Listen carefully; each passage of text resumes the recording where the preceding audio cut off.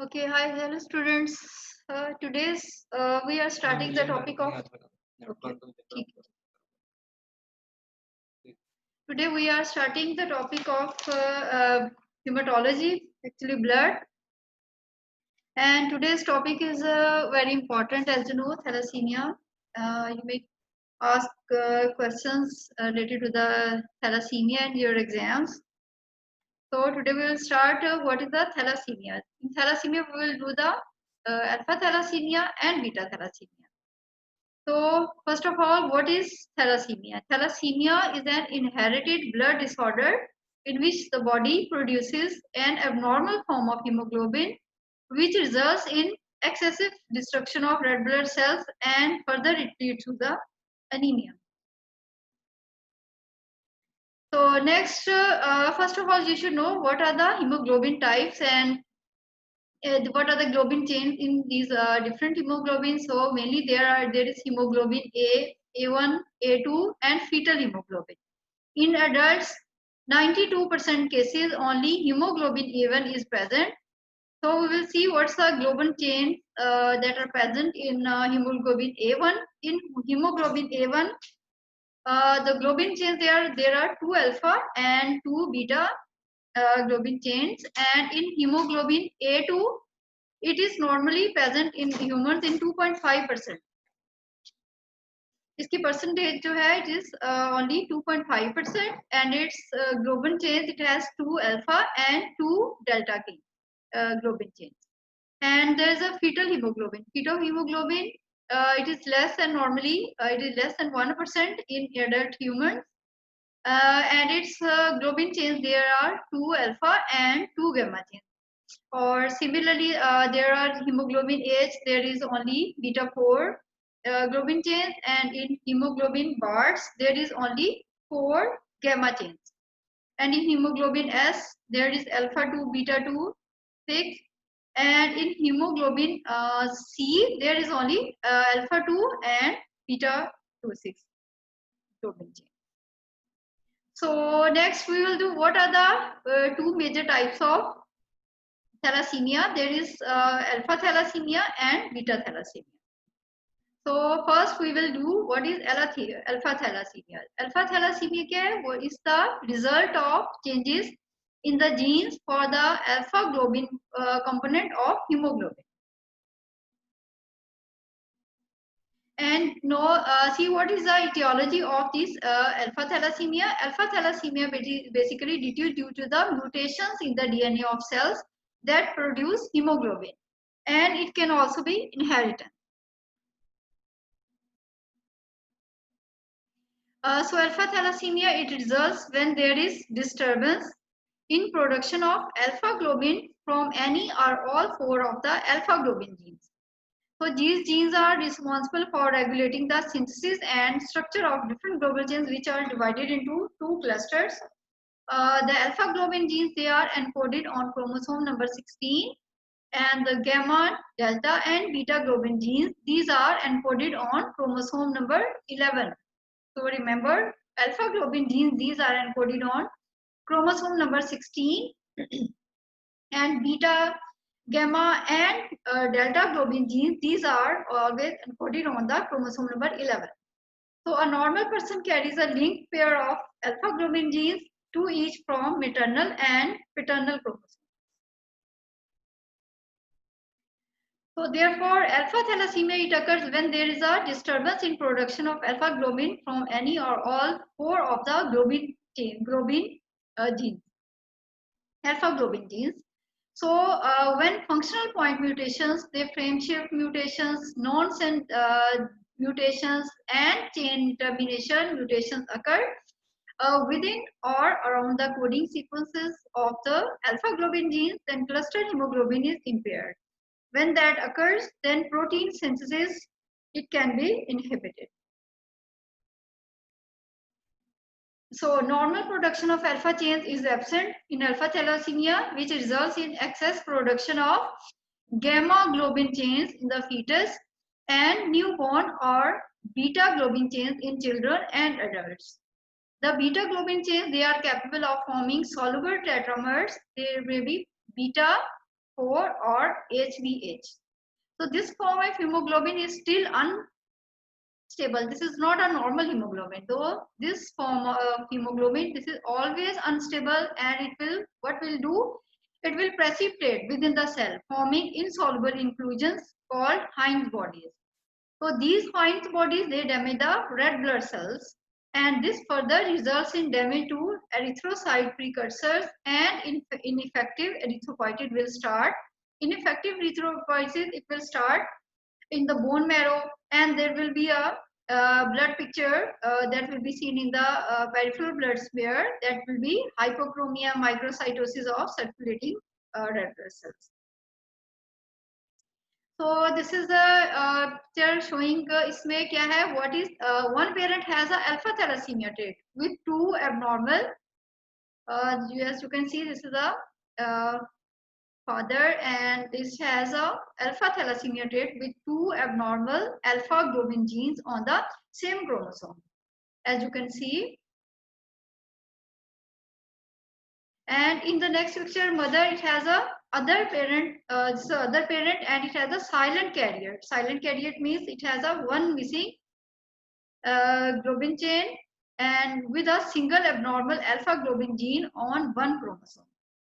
So what will occur in the offspring? In the children, there will be 25%, they will be normal, they will be having normal hemoglobin, and in 25% child, there will be alpha thalassemia trait, and in next 25%, what will be? There will be alpha thalassemia silent carrier, and in 25% cases, there can be hemoglobin H disease. So mutated thalassemia mean, what is in mutated thalassemia? In mutated thalassemia, basically there is alpha naught thalassemia, that is more than 20 mutations have been found in alpha naught thalassemia, and those that result in the functional depletion of both pair of alpha globin genes. So individuals with this disorder, they are not able to produce any functional alpha globin, and thus they are unable to make any functional hemoglobin, that is can be hemoglobin A, hemoglobin A2, or fetal hemoglobin. So this will lead to the development of hydrospitalis or hemoglobin bar due to excess buildup of fluid before birth. So what is alpha plus thalassemia? More than 15 different genetic mutations that result in decreased production of alpha globin. They are usually due to the functional deletion of one of the 4 alpha globin genes. So further classification of alpha thalassemia will be alpha thalassemia. इनमें क्या है? There will be, it is characterized by inheritance of 3 normal alpha genes, and there will be patients clinically, they will be known as silent carriers of alpha thalassemia. So it is also known as alpha thalassemia minima, alpha thalassemia 2 trait, and heterozygosity for alpha thalassemia minor. So what will be the clinical presentation and how the patient will present? First of all, there will be shortage of red blood cells. Maybe it means hemoglobin will be low, and the patient will be presented with anemia, and the skin will be pale, weakness, and there will be also fatigue and enlarged liver and spleen. That is called, we call it collectively hepatosplenomegaly. And there can be heart defects. Heart defects mean there will be abnormalities of the urinary system or genitalia. And HB-Bart syndrome, it can cause complications in pregnancy. What can be the complications? Complications can be, can be high blood pressure, premature delivery, abnormal bleeding, and there can also be jaundice. So what is the treatment? Treatment for thalassemia, it often involves regular blood transfusions and folate supplements. Okay, if you receive blood transfusions, you should not take iron supplements because there can be iron overload. So there can be high amount of iron to the buildup in the body, which can be harmful. So don't take iron supplements, it will lead to the iron overload. So persons who receive significant number of blood transfusions, they need a treatment called chelation therapy. Chelation, why we do the chelation therapy? To remove the excess iron from the body. So bone marrow transplant may help to treat the disease in some patients, especially in children. So there can also be some surgical treatment that we can do. Just we can perform the splenectomy if transfusion requirements are increasing. So this is the surgical treatment. Surgical or orthodontic correction, it may be necessary to correct skeletal deformities of the skull and maxilla caused by erythroid hyperplasia. Medications, what can be the medications that we can prescribe to such patients? That we can give the folic acid oral and folic acid injectable form can also be given, and we can also give this deferrioxamine injection. So next there is a beta thalassemia. Beta thalassemia is very, very important. What is beta thalassemia? This is a genetic blood disorder that reduces the production of hemoglobin. But this is a hemoglobin molecule. As you can see, this is a red blood cell and it has alpha. In normal hemoglobin, in hemoglobin A, this is normally present in 92% in our blood, and there it has 2 alpha and 2 beta chains. So what is beta thalassemia? They are the most important types of thalassemia because they are so common and usually produce severe anemia in their homozygous and compound heterozygous states.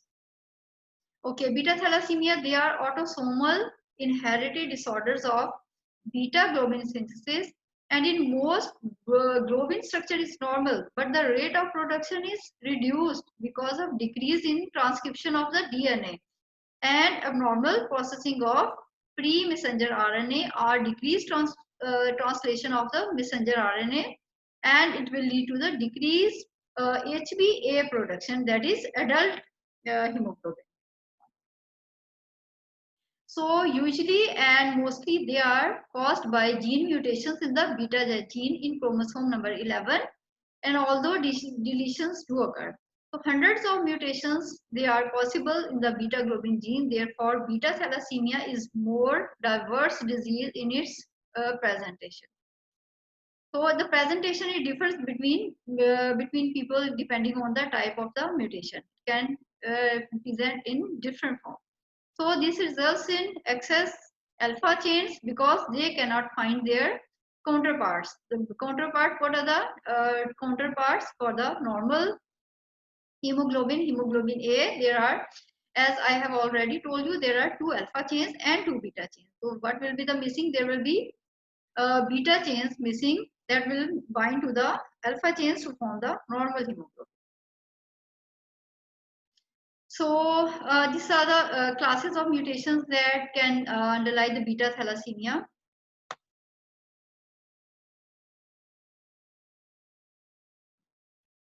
So next is what is thalassemia inheritance. In thalassemia inheritance, we will see there are 2 carriers. 2 carriers means both parents, they are carriers. And when the and then the offsprings, they, what will be the percentage of having this beta thalassemia? You'll see there will be 25% children, they will be normal, and 25% they will having 50%. Okay, sorry, 50% will having these thalassemia trait, and but one spring, that is 25%, it will be having severe thalassemia.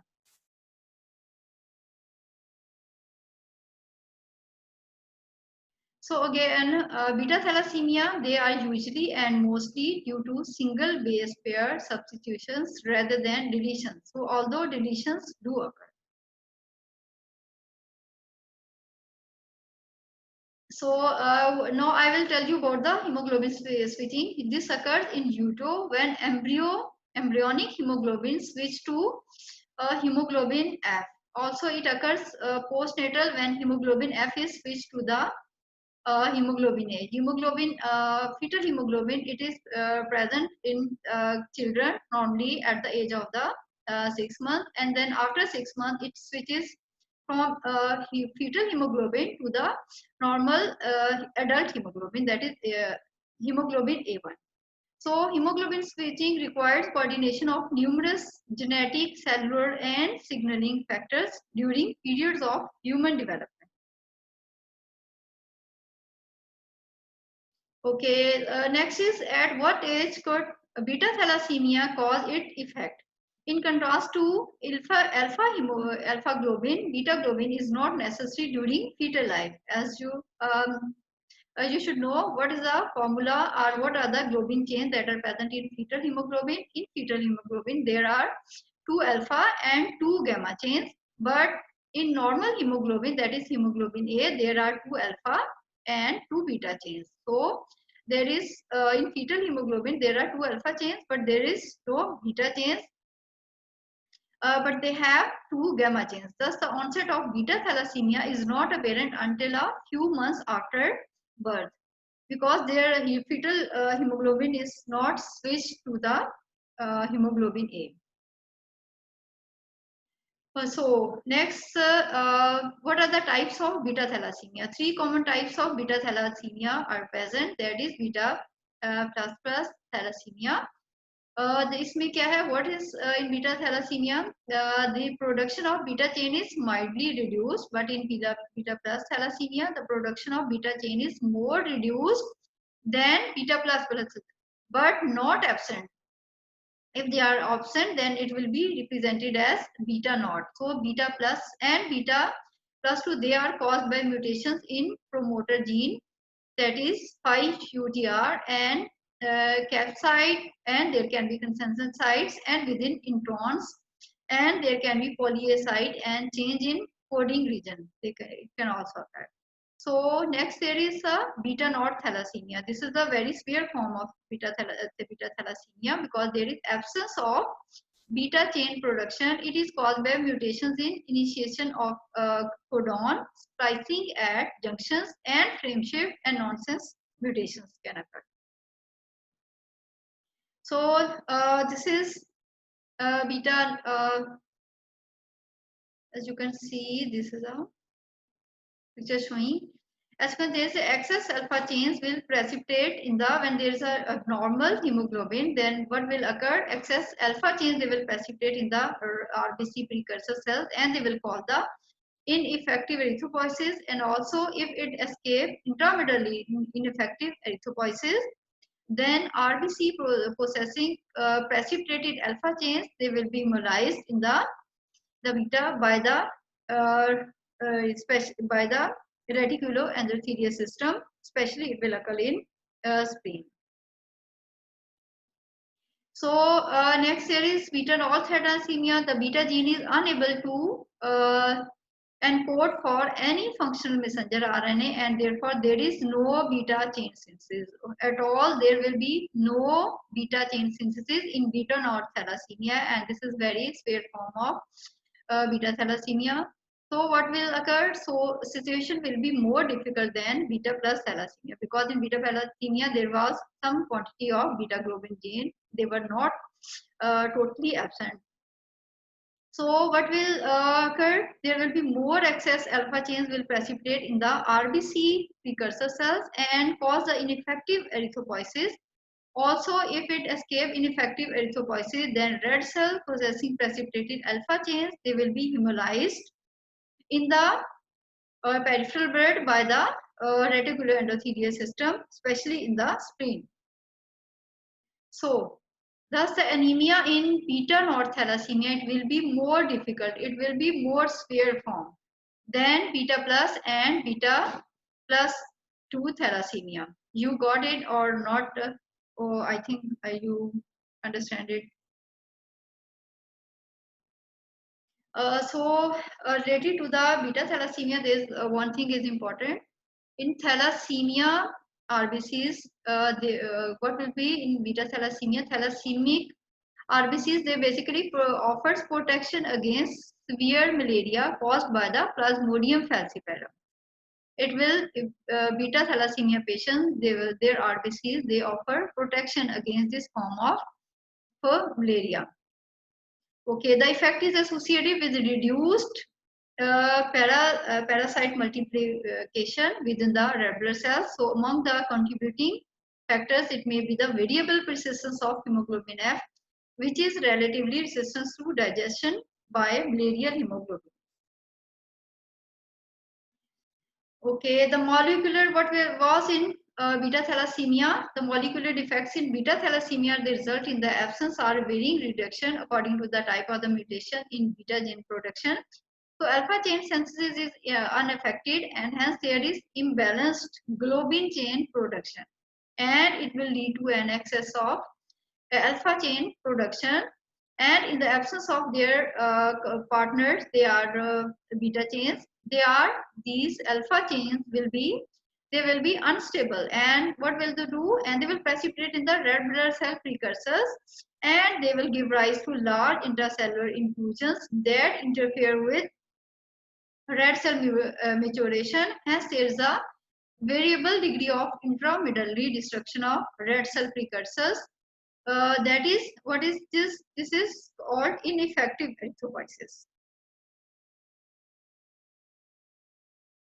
So those red blood cells which escape ineffective erythropoiesis and mature and enter the circulation, they contain alpha chain inclusions that will interfere with their passage through the reticuloendothelial system, reticuloendothelial system, particularly in spleen. So the degradation products of excess alpha chains, particularly heme and iron, they produce deleterious effects on red cell membrane proteins and lipids. So the end result is an extremely rigid red blood cells with it will cause rigidity in these red blood cells. And what will be, and these red blood cells, they will have a very short life cycle, and they will be hemolyzed. So the anemia is due to two main components: ineffective erythropoiesis. Ineffective repair, this is always intramedullary in erythropoiesis. And their second thing that will occur, there will be extravascular hemolysis in reticuloendothelial system, especially in spleen. So a third component that could contribute for the severity of anemia, there is splenomegaly. Splenomegaly, it will it will cause the anemia more severe because of two components. Number one, there will be, if there is splenomegaly, there will be increased crystallization, and second, there will be increased plasma volume caused by the splenomegaly. This is called dilutional effect. So extramedullary erythropoiesis, it occurs, which also contributes for the splenomegaly. It is worthy to note that extramedullary erythropoiesis is not a perfect process. This is why in thalassemias we may see teardrops, red blood cells, and NRBCs, that we also call it nucleated red blood cells. Although the nucleated red blood cells, they are seen in the blood film, they are from both the bone marrow and also from the extramedullary erythropoiesis. So this is this diagram is showing the pathophysiology of beta thalassemia. As you can see, in beta thalassemia, there will be fetal hemoglobin. Fetal hemoglobin, it is formed from the alpha chains and gamma chains. So in fetal hemoglobin, there will be 2 alpha and 2 gamma chains. There will be selective survival. There will be selective survival of fetal hemoglobin containing precursors, and there will be increased levels of fetal hemoglobin in red blood cells, and further it will lead to the high oxygen affinity of red blood cells, and it has a higher oxygen affinity of red blood cells. When it has higher oxygen affinity, then it will cause to the reduced oxygen delivery, because it will bind very tightly with the cell, and it can't properly deliver the oxygen, so there will be erythropoietin levels, it will be increased, and what it will cause, it will cause a marrow expansion. In marrow expansion way, what will be next occur, there will be, due to increased marrow expansion, there will be skeletal deformities that you will see in these beta thalassemia patients. Okay, next there can also be degeneration and degradation due to excess alpha globin chains that will lead to the hemolysis. Hemolysis, what will cause the hemolysis? Hemolysis will occur in splenomegaly, and there can be also cooling and plasma volume expansion, and it will obviously lead to the anemia, and further there will be increased erythropoietin, and next there will be marrow expansion and iron overloading.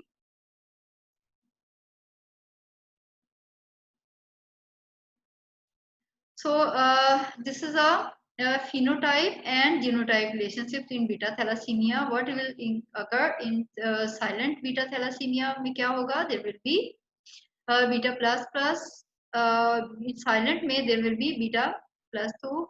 There will be 2 beta chains, and in thalassemia trait there will be in this genotypical in phenotypical form, and in thalassemia intermedia there will be in the form of beta plus plus dash beta plus plus, or it can also be in the form of beta plus plus and beta plus. But in beta thalassemia major, there can be a phenotype form. There will be beta plus plus slash beta nod, and it can also be in this form beta plus slash beta plus, and there it can also be, this can be the these are the different phenotype forms of this beta thalassemia.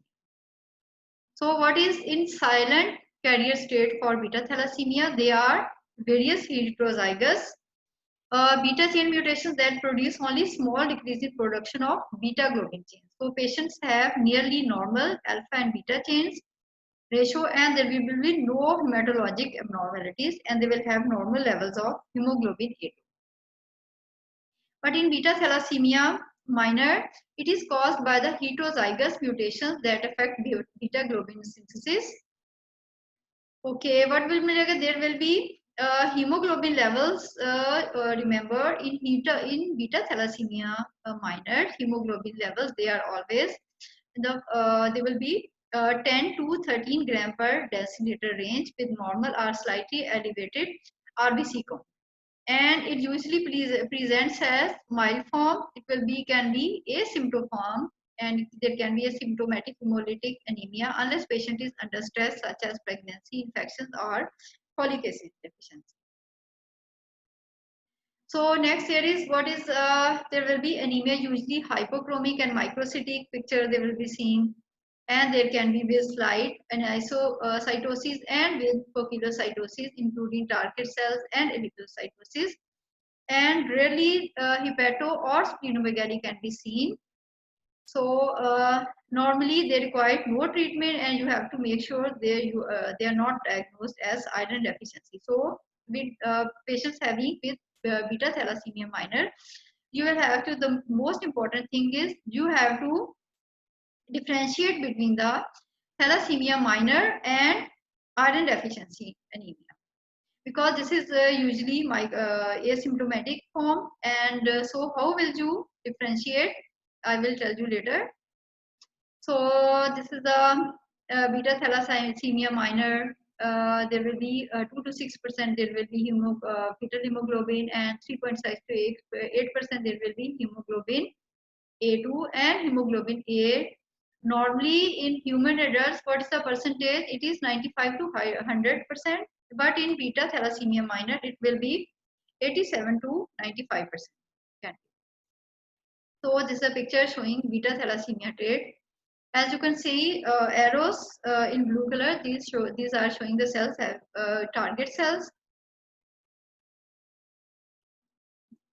Okay.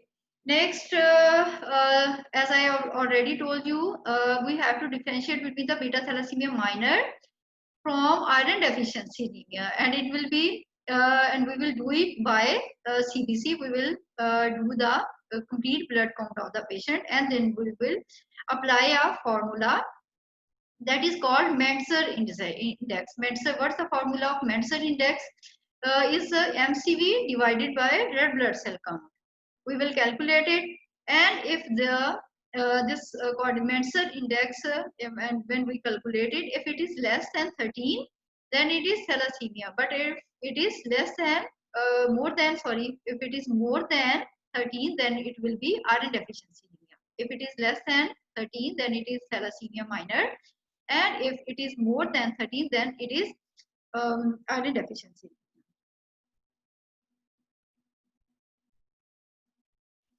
So next here is beta thalassemia intermedia. Patients, they are able to maintain minimal hemoglobin. Hemoglobin in thalassemia intermedia, remember, it will be 7 gram per deciliter or greater without transfusion dependent. They are not transfusion dependent.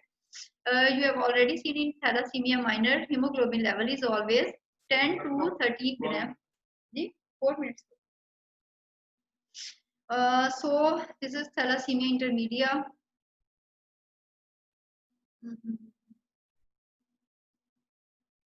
Time is short, so I will tell you about beta thalassemia major. It is characterized by very severe microcytic hypochromic, and it is detected in childhood, and the HB hemoglobin level will be 2 to 8 gram per deciliter. So severe anemia, it causes marked bone changes due to expansion of the marrow space for increased erythropoiesis, and so there will be some characteristic changes there will be seen in the skull, long bones, and hand bones. So what is the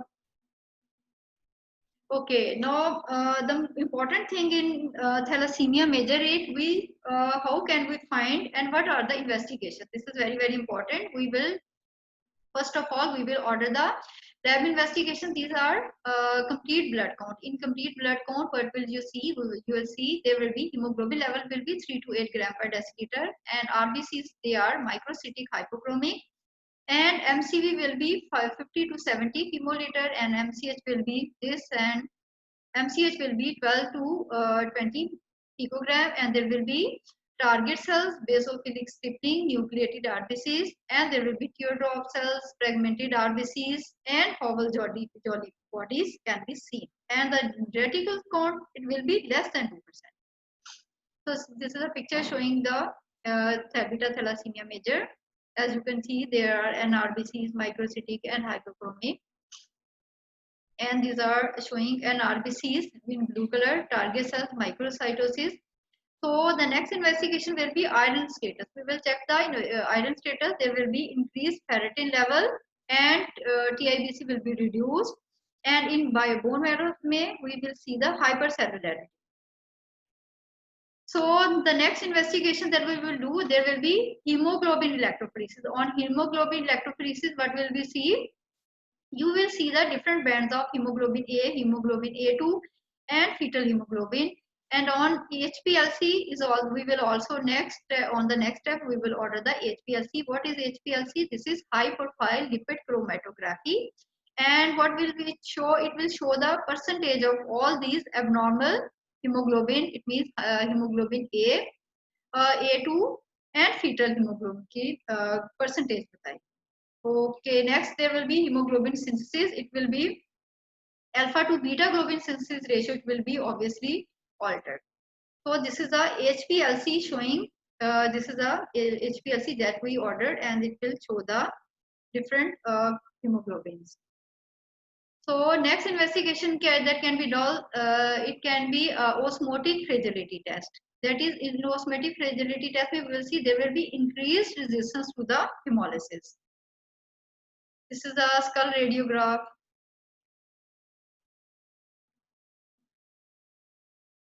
So this is a typical picture that can be asked in your exam. This is a beta thalassemia. Child showing the picture of beta thalassemia major. You can see the changes and here on end on in skull radiograph. And this is also a picture of hair on end appearance. And this is showing expansion of bone marrow. And there can be hepatosplenomegaly. That is very common in beta thalassemia major.